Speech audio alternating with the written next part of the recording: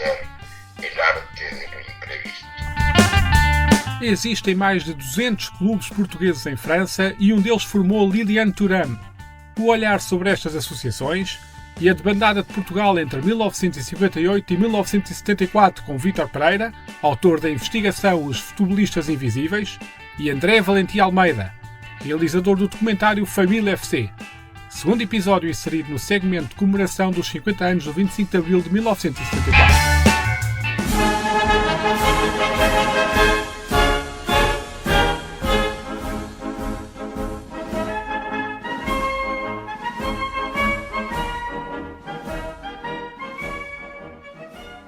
Eles eram organizados, era uma vida organizada, só que na merda. É assim que o fotógrafo Gerald Blancourt descreveu a vida dos portugueses nos bidonville, bairros de lata nos arredores de Paris no início da década de 60, no documentário Por uma Vida Melhor, originalmente exibido em 2008 no CLP-TV e atualmente disponível no YouTube. E foi muito pelo seu contributo que aquelas condições de vida conheceram um fim. Se nos tempos atuais toda a tecnologia ao nosso dispor serve para alguns percorrerem ruas de comunidades imigrantes a exigir a sua expulsão, olhando a pobreza e o isolamento como uma ameaça, o fotógrafo francês, nos anos 60 e apenas com a sua máquina fotográfica, captou imagens a que deu o título de J'accuse, eu acuso. Quis sensibilizar a França para as condições em que viviam os portugueses, as quais apelidou de escravatura moderna, em particular no bidonville de Champigny. Ali viviam mais de 15 mil pessoas, sem água canalizada, sem luz, por vezes com até 10 pessoas a habitar a mesma barraca.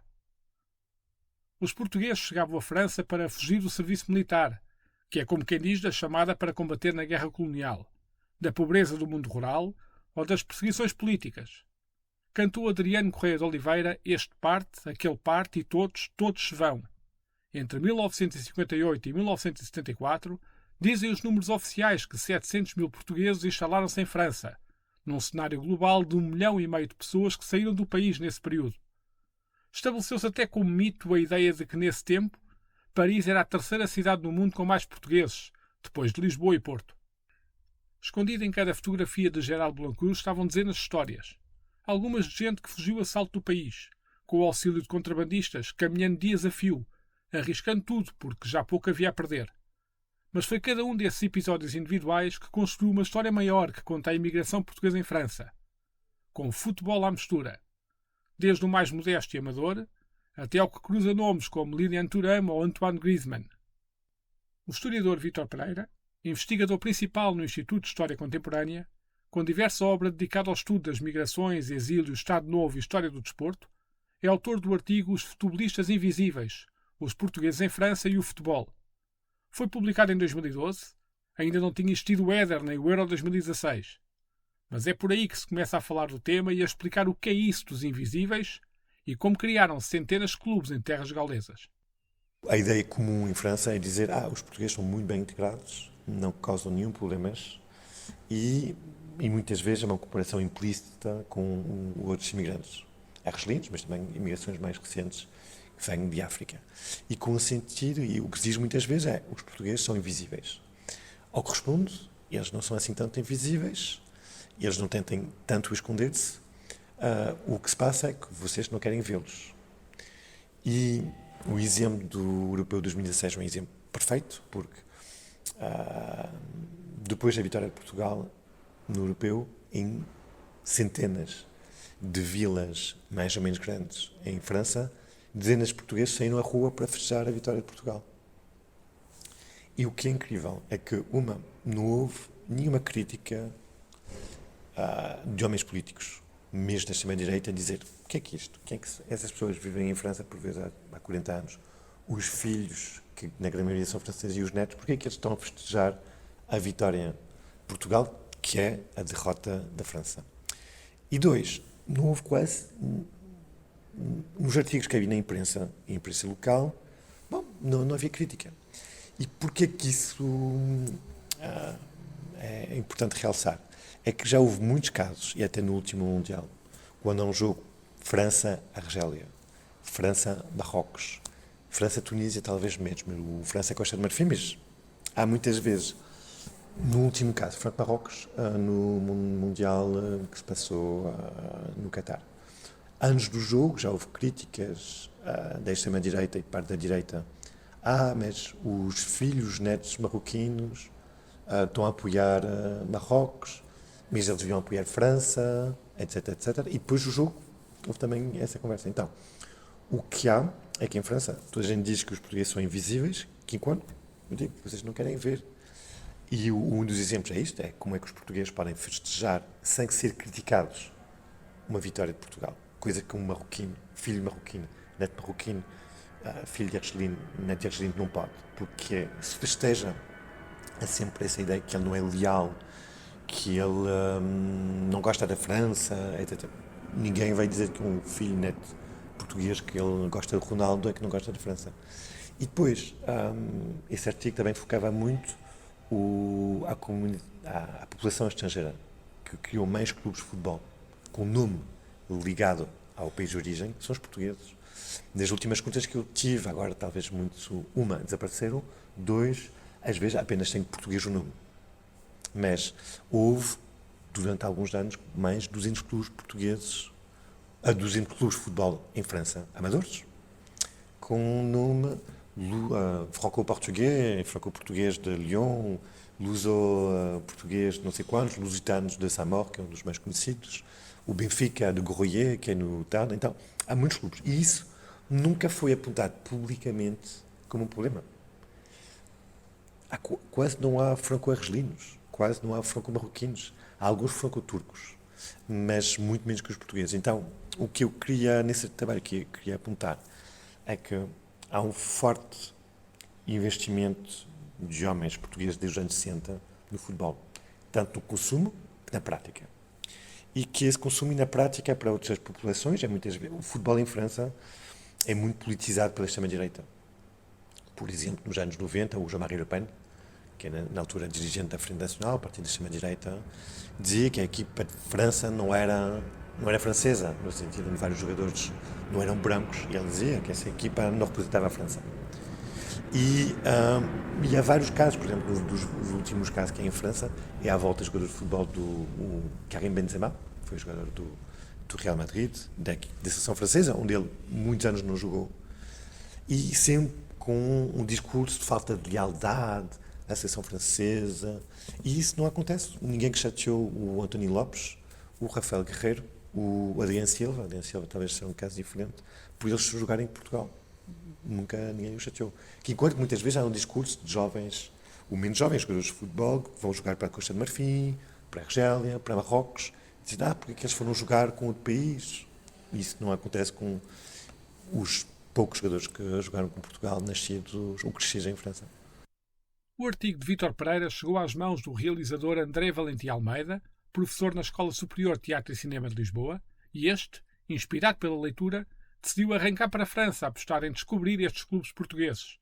O resultado dessas filmagens, ocorridas em 2018, concretizou-se no documentário Família FC, que estará brevemente em circulação e sobre isso falaremos lá mais para o final do episódio.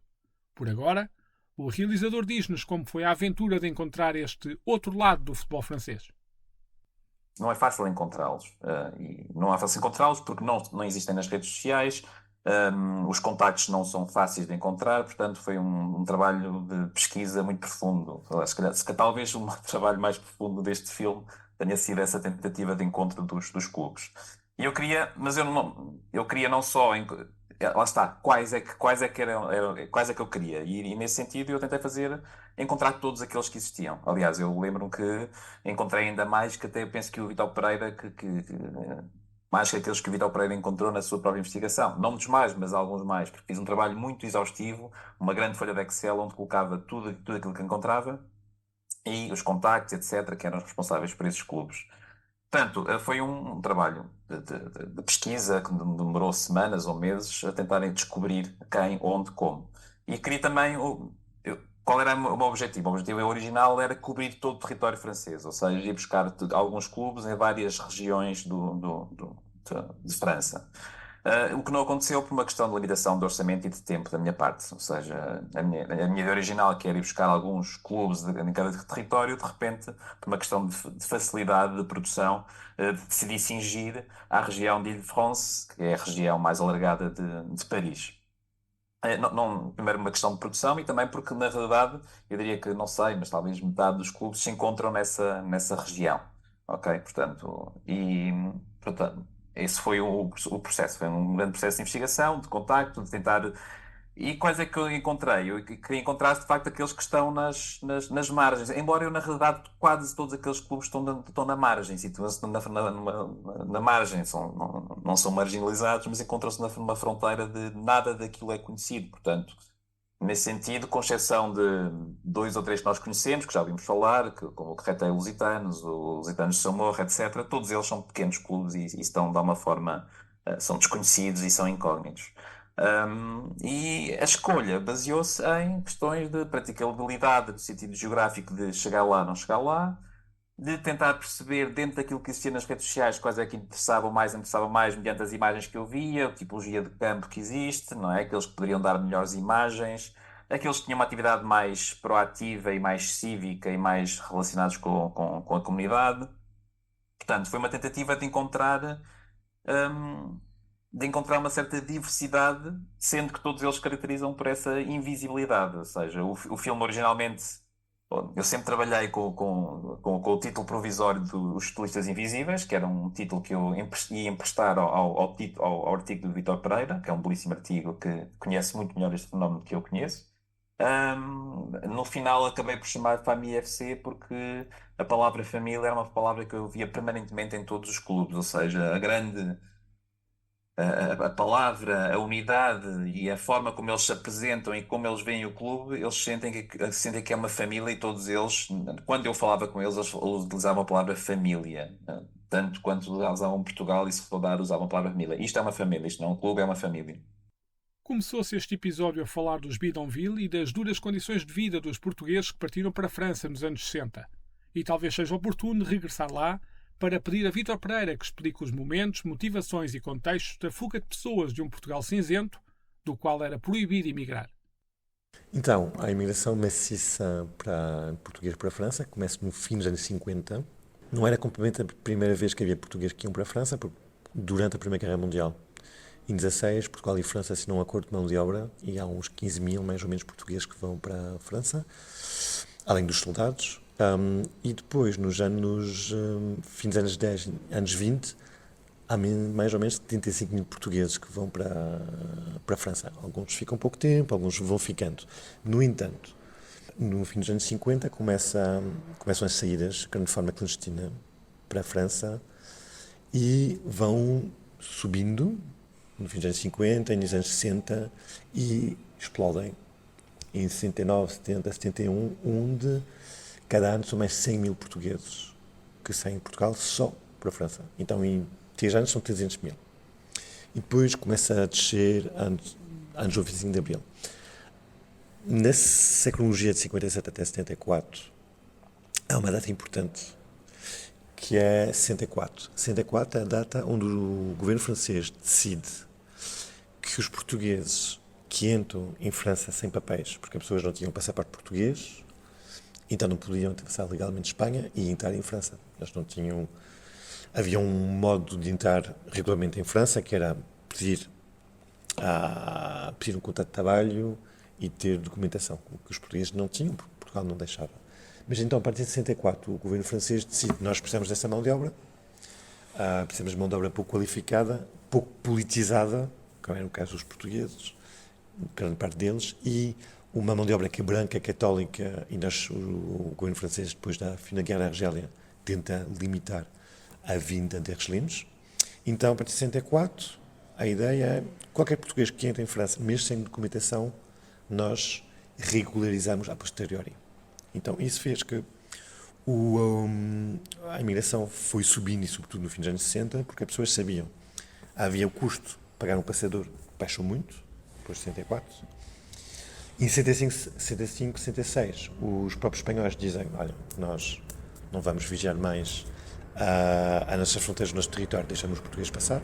E então o número aumenta e Portugal nunca aceitou, mesmo depois da saída política do Salazar, o que vai mudar a partir de 69 é quando o Caetano chega ao poder. Em 61 e 69, sair de Portugal sem passaporte ou com passaporte falso era considerado um crime. Um crime o que podia ser punido com 2 anos de prisão.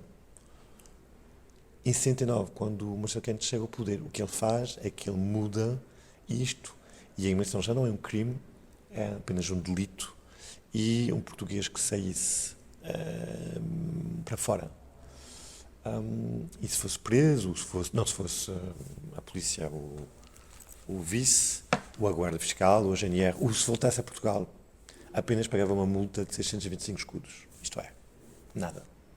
Para uma pessoa que lá... Então, isso também explica, a partir de 69, explode. Não é que Portugal aceita a imigração legal, é que tolera a imigração irregular. Porque o grande problema do Marcelo Caetano não é tanto... As remessas, de facto, são importantes. O que ele teme é a saída dos mais jovens, dos jovens soldados. Então, e o Marcelo Caetano tem que lidar com os conservadores que não querem propriamente a imigração, que vai aumentar os salários, e aquele medo que os imigrantes em França se tornem comunistas ou maoístas. Então, ele não diz que a imigração está aberta, mas de facto está tolerada. E isso que explica em 69, 61, os números explodem de forma brutal. A criação dos clubes portugueses em França começa a verificar-se na década de 60 e tem por origem diferentes motivações. Desde logo, o fato de, numa era pré-Bosman, os clubes de futebol, mesmo que amadores, terem um limite de jogadores estrangeiros. Mas também o sentimento de identidade e pertença, ou mesmo a ocupação de tempos livres numa terra estranha. Os primeiros clubes de futebol em França são criados em 1960, pouco depois do começo da imigração portuguesa para a França e antes da grande vinda do fim dos anos 60. Então são criados a partir de 65, 66, 67 vários clubes portugueses. E uma coisa que é interessante é que muitos portugueses que criaram esses clubes tinham vários motivos para fazê-lo. Um é porque, como acabo de referir, nessa altura, estamos antes da entrada de Portugal na União Europeia, antes Postman, antes de tudo, um clube mesmo amador francês tinha uma cota limite de jogadores estrangeiros que podiam inscrever. Eram 3 ou 5, às vezes, em zonas de muita imigração. O que fazia que muitos portugueses não podiam. Mas também é uma coisa mais simples, que se toma os dados sobre os jogadores federados, licenciados, acho que é a palavra, em Portugal nos anos 60 era muito poucas pessoas jogavam futebol num clube. Muitas jogavam futebol na rua, em descampados, em algum terreno, mas muito poucos tinham a prática de ir a um clube, ter chuteiras, de aprender esquemas táticos, era muito raro. Então muitos portugueses, quando chegavam, jogavam a bola, mas não jogavam propriamente futebol de forma organizada. Portugal nisto é muito diferente agora, 50 anos depois. E então, muitos deles, era muito difícil entrar num clube francês, uma, porque não falava a língua, e 2, porque até imagino que nem eram jogadores, faltavam-lhes treinos, desde o miúdo. Podiam ter um jogo espontâneo, mas faltava talvez o hábito de jogar a 11. Então, muitos deles, até acredito, não conseguiram entrar em clubes franceses, porque muitas vezes um clube francês, era um clube do bairro, um clube da aldeia, um clube que representa a identidade de uma aldeia. Uma pessoa que vem de fora, que não fala bem o francês, ou não fala do francês, e que nem é um grande jogador, dificilmente entra. Então, muitos criaram esse clube de futebol porque não conseguiam entrar, porque não queriam entrar, e que era uma forma para eles, muitos desses portugueses, quando chegaram, encontraram uma coisa que era o domingo não se trabalhava. E o que é que se faz? O que é que não se faz? Por muitos deles, quando vinham no campo, bom, obviamente, há sempre trabalho, há sempre alguma coisa para fazer lá, não havia, então era uma forma de se juntar e também, em certa forma, de inserir-se na sociedade francesa, em parte da sociedade francesa, mas masculina, e muitos desses portugueses, quando chegaram, vieram de forma irregular, viviam muitas vezes em bairros de lata ou em casas, mas tinham os empregos mais difíceis, mais duros. Eram, por vezes, vítimas de xenofobia. Então, para eles, jogar futebol não era apenas jogar futebol. Também era defender-se a si próprio, a honra, a reputação, enquanto indivíduos, mas também enquanto coletividade portugueses em França. A importância dos clubes surge central na ideia de uma organização dos portugueses em torno de algo que lhes é comum. O filme Família FC acompanha um emblema em particular, o Viroflé, que se faz representar por uma ruidosa claque nos jogos de disputa. Entre cânticos e bombos, há muito Portugal naquelas bancadas. A própria comunidade portuguesa une-se sempre em torno do clube. O filme representa isso, representa o Viroflé numa final e tem uma enorme claque de portugueses. Eles entre si conhecem-se. É uma comunidade, é um polo importante da comunidade. Aliás, os futebol surgem nesse sentido de organizar a comunidade. Tal como existem associações de concertinas, associações de folclore, associações disto e daquilo. O futebol é usado para organizar a comunidade e os portugueses envolvem-se. Agora, no sentido em que é um fenómeno muito pequeno que não é visível. E também faz sentido que seja muito visível, porque apesar de tudo são pequenos clubes, não é? Que visibilidade é que nós queremos dar a um clube com esta dimensão também, não? Seria pouco sensato achar que isso poderia ter muita visibilidade. Já agora, há um jogo que eu filmo, que é o meu jogo favorito, mas que entretanto depois não entrou no filme, porque não havia lugar na montagem, que era os Minhotos de Braga contra o Paris Saint-Germain, também numa final de uma taça qualquer. Quando eu digo Paris Saint-Germain, é uma equipa menor do Paris Saint-Germain, como o Futebol Clube Porto B, não é? Benfica B, etc. Mas, de facto, os Minhotos de Braga foram à final com o Paris Saint-Germain, algures num campo perdido, que tinha vacas à volta. Portanto, Ou seja, são estes contrastes muito engraçados. O Paris Saint-Germain contra Minhotos de Braga, num campo perdido no meio, já não me recordo exatamente onde, rodeado de vacas, quase ninguém a assistir, numa final de uma taça, uma coisa extraordinária. Infelizmente, esse jogo estava muito vento e as condições não eram ideais e o material não era bom e não tinha lugar no filme. O artigo de Vítor Pereira foca a importância do futebol como elemento marcante de ligação geracional entre pais e filhos. André Valentim Almeida reforça igualmente essa convicção. No entanto, o filme mostra-nos que em muitos emblemas o discurso dos dirigentes é pouco ambicioso no olhar o futuro e há o receio de que a coletividade se perca depois desta geração. A bola ajudou a aproximar o que a imigração poderia separar, mas o passar do tempo pode deixar marcas, que não são necessariamente más. Claramente, acho que não houve clube nenhum em que eu não ouvisse, para além há bocado disso, da palavra família, outra coisa que se ouve muito é esta ideia de isto acaba connosco, não é? Quem é que vai continuar este clube? Portanto, sim, senti muito essa ideia de que isto morre aqui e senti que com essa ideia vinha uma certa mágoa de terminar ali o clube.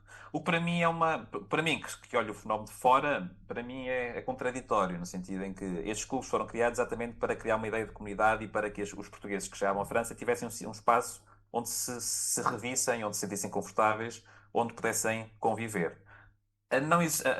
O morrer destes clubes, no fundo, transmite-nos a ideia que os miúdos mais novos estão integrados na comunidade francesa e não precisam destes espaços de comunidade. Portanto, para mim, o facto dos clubes morrerem, tenho pena, não é? Porque é um fenómeno que parece muito interessante, muito estimulante, muito relevante, mas ao mesmo tempo fico contente porque as novas gerações já estão integradas na comunidade, já não precisam destes clubes para continuar. Embora há aqui uma questão que é, há bocado falava que há clubes de folclore, há clubes de futebol, etc. E eu reparei uma coisa, é que de facto, os clubes folclóricos, os clubes baseados na cultura em específica portuguesa, de facto estão a morrer e acho que esse aí, de facto, não continua, não tem capacidade de continuar. As novas gerações já não querem saber daquele fenómeno. O futebol, apesar de tudo, há uma maior abertura, porque o clube de futebol que tem origem portuguesa depois começa a receber também outros tipos de pessoas. Antes de mais, o futebol é um fenómeno apaixonante que, independentemente da questão da rixa portuguesa, não deixa de continuar a ser um desporto muito relevante que é independente da origem do clube. Ou seja, alguns destes clubes começam a ter muitos, já não sei se pode ser estrangeiros ou não, mas pessoas de outras origens. E aliás, no filme, há alguém que diz que querem os bons, não está a saber se é português ou não é português, ou querem os bons que marcar gols, eles querem ganhar e o que importa é ter os melhores jogadores, portanto, eles querem captar esse tipo de pessoas. Portanto, neste tipo de clubes, apesar de ter origem portuguesa, eu acho que o facto de ser são clubes mais abertos que incorporam outras nacionalidades e acabam por ter relevância e continuar a ter força e continuar a existir. Enquanto que nos outros tipos de associações, nas associações folclóricas, etc., aí sim sente-se um declínio e é difícil imaginar que aquilo possa continuar sem a persistência de pessoas que ainda têm uma relação muito umbilical com o país. E miúdos de 18 anos, ou seja, o que se sente ali é que os miúdos de facto estão nos clubes por imposição dos pais ou porque é assim a forma que eles se organizam nos seus lazeres, mas depois chegam aos 18, 19 e começam a abandonar esse tipo de associações. No futebol não, porque eles gostam de facto de jogar futebol, aquilo é muito aberto, jogam lá está, na Liga Francesa, têm colegas de todas as origens, portanto acaba eu acho que ainda vão continuar. Não, agora, eventualmente já não sobre a forma, uma ideia de identidade portuguesa e de preservar o Portugal, mas sob outra forma qualquer. Em uma hora, por exemplo, uma coisa que é curiosa, que ainda se mantém e de facto isso vai se perder, que é, por exemplo, eu filmei um clube que houve ali uma cena. Os conflitos que existem em Portugal alguns, não todos, mas são traduzidos, traduzem-se, tem uma expressão nestes clubes em França. Ou seja, há uma rivalidade entre os vimaranenses e os de Braga. Aliás, eu quando fui filmar há pouco tempo, eu tinha todo um campeonato assim, que sim, um campeonato tinha sido cancelado porque eu tinha havido pancadaria entre os minhotos de Braga e os vimaranenses de qualquer coisa, acho eu. Portanto, no fundo, essas rivalidades transportam-se para a França e esse tipo de coexistência e de tensões entre clubes e regiões vai deixar de existir, mas eu acho que os clubes vão continuar, vão persistir, porque o futebol é um fenómeno universal e toda a gente quer jogar futebol e perde-se a identidade portuguesa um pouco, mas mantém-se o clube. O futebol, enquanto elo social entre o pai imigrante e o filho nascido em França, fica demonstrado, por exemplo, com Robert Pires, filho de um imigrante português que jogou futebol a nível amador, ou Griezmann, neto de Amaro Lopes, conhecido como Amar da Cavada, um ex-jogador do Passos Ferreira da década de 50. Ainda o emblema passense se chamava Vasco da Gama, que emigrou para a França nesse período. Curiosamente, nenhum deles representou um clube português. Ao contrário, por exemplo, de Lilian Thuram, que vestiu a camisola do Português de Fontainebleau, como conta Vítor Pereira. A imigração é um processo social que vai separando os pais dos filhos. Em que sentido?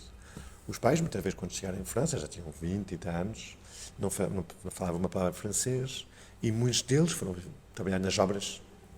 Um mundo muito imigrante, onde há portugueses, espanhóis, há argelinos, turcos, e esses homens estão no mundo com as suas próprias regras, mas não é um mundo, eles não têm muito contactos na vida cotidiana, na vida com o francês. Um francês muitas vezes é o arquiteto, que vem de vez em quando, é a inspeção do trabalho, que o chateia e tudo. Mas então, desenvolver um hábito de estar com outros portugueses e com outras populações. Muitos dos filhos, e nem vou referir aqui as filhas, nasceram em França, ouviram novos, aprenderam o francês, algumas vezes com o estudo saíram desse mundo das obras, nem que sempre. Então há uma distância social entre o pai, imigrante, e o filho, que nasceu em França, a falar francês, também.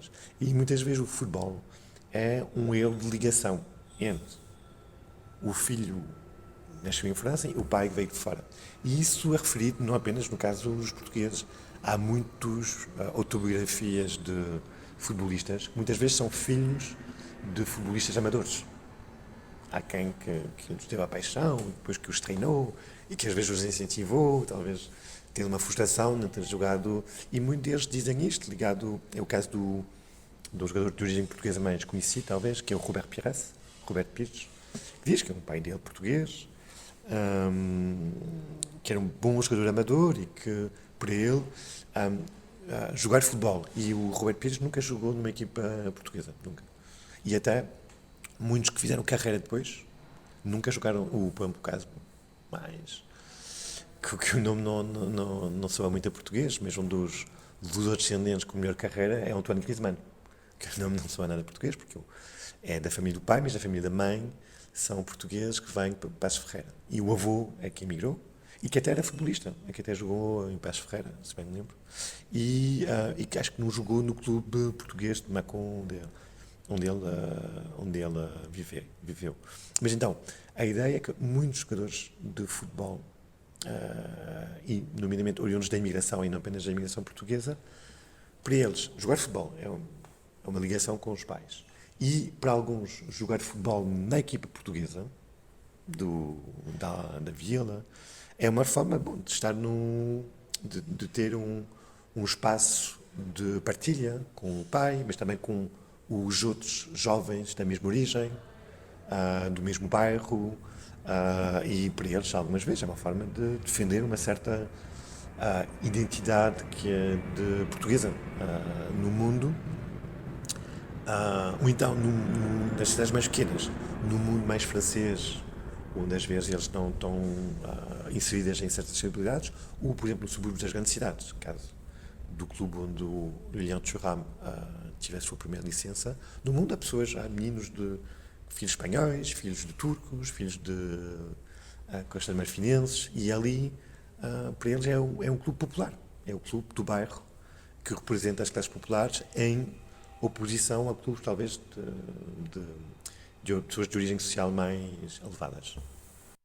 Em 26 de abril de 1975, a seleção portuguesa foi disputar um amigável à França para a despedida do Stade de Colombe, que havia recebido os Jogos Olímpicos de 1924. Um artigo do Mais Futebol, assinado por Luís Pedro Ferreira e publicado em novembro de 2020, recorda esse jogo focando a natureza do estádio que ia ser abandonado como oposição ao renovado Parque dos Príncipes. Se este último era a Paris do glamour e das luzes, do outro lado estava a Paris suburbana, operária e imigrante. E foram estes imigrantes que lotaram o estádio, e que levaram a que o jornal L'Équipe referisse na capa, escrito em português, Bem-vindos. No artigo, Tony, que alinhou nesse encontro, refere que 95% do público era imigrante. Foram eles a festejar um triunfo por 2-0 com golos de Nené e Marinho. Ao olhar as bancadas, no resumo do encontro no YouTube, parece que a revolução ocorrida um ano antes terá despertado o fim de alguma invisibilidade.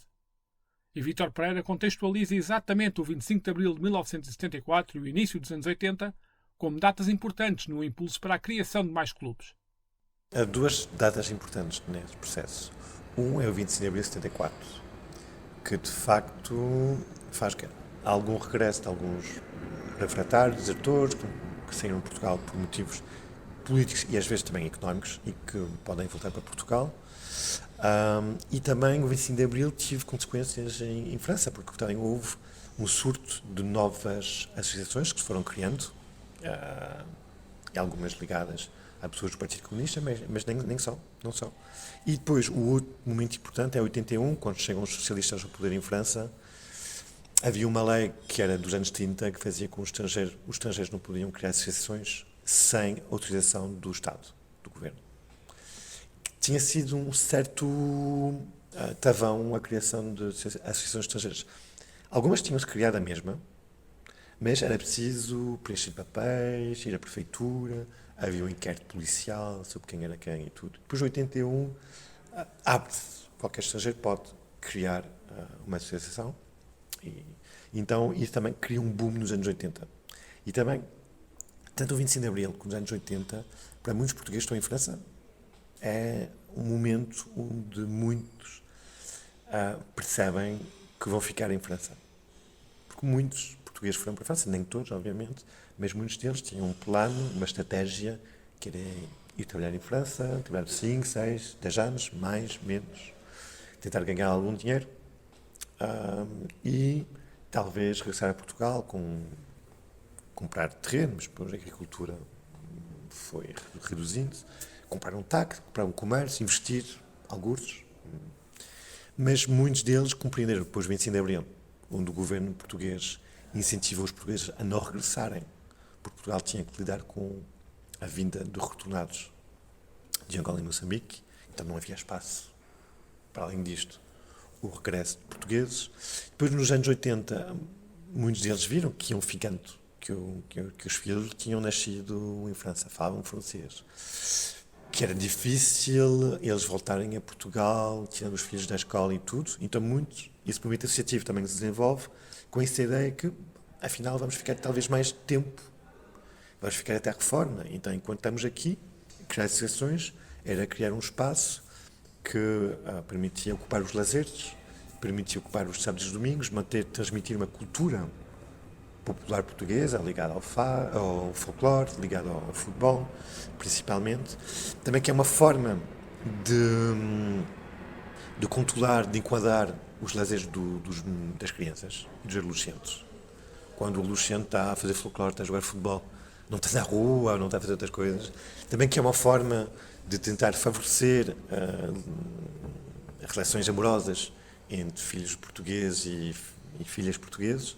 Bem, é uma forma de vários portugueses de passar bom tempo entre compatriotas, a ver um jogo de futebol, jogar as cartas, jogar a sueca, fazer folclore, de uma forma que também é valorizada em França, porque em muitas vilas e aldeias ou cidades francesas chamava-se o rancho folclórico de não sei quantas para fazer uma atuação durante as festas. Então era uma forma valorizada e valorizável junto da cidade francesa de mostrar uma identidade que não parece uma identidade ameaçadora.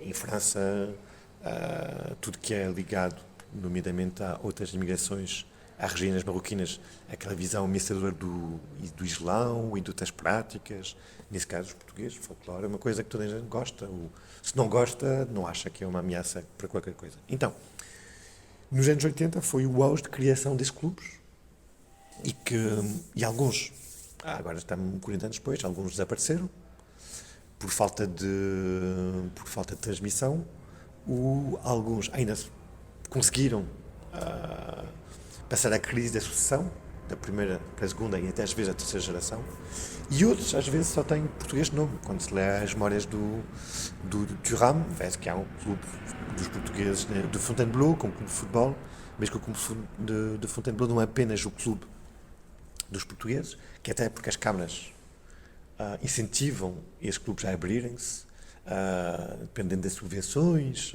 que a Câmara vai dando subvenções se há um certo, não vou dizer profissionalização, mas quase, educadores especializados que podem fazer, enquadrar os miúdos e fazer que eles se tornem melhores jogadores. Então, é nos anos 80 que há o auge e que, no entanto, vai continuando, mas não sei se aqui 10 ou 15 anos como é que isso vai se transformar. Já tinha sido referido que o filme Família FC ia andar por aí nos tempos mais próximos e chegou agora o momento de falar disso. A começar já pela estreia no dia 20 de fevereiro, no Teatro Aveirense. Ele estreou no DOC Lisboa entretanto, passou bastante tempo e ele agora vai ter a estreia para a semana em Aveiro. Ou seja, ele vai, na próxima terça-feira, dia 20, ele vai ter uma estreia comercial em Aveiro. Aveiro este ano é capital nacional da cultura, ele vai estrear aí. E essa estreia, presumo que ele vai estrear alguns em cinema, em salas de cinema. Eu presumo que seja uma distribuição modesta. Mas depois disso, e pouco depois, eu penso que há um contrato com o canal 180 onde o filme vai passar. Portanto, ele em princípio vai estar visível em breve trecho no canal 180. Também fiz um contacto com o filme. Iniciei um contacto com o Filminho, estou a ver à espera de resposta, não sei se eles vão pegar nisso ou não pegar nisso. Ou seja, o filme em princípio, em breve, vai ser fácil de ser visto.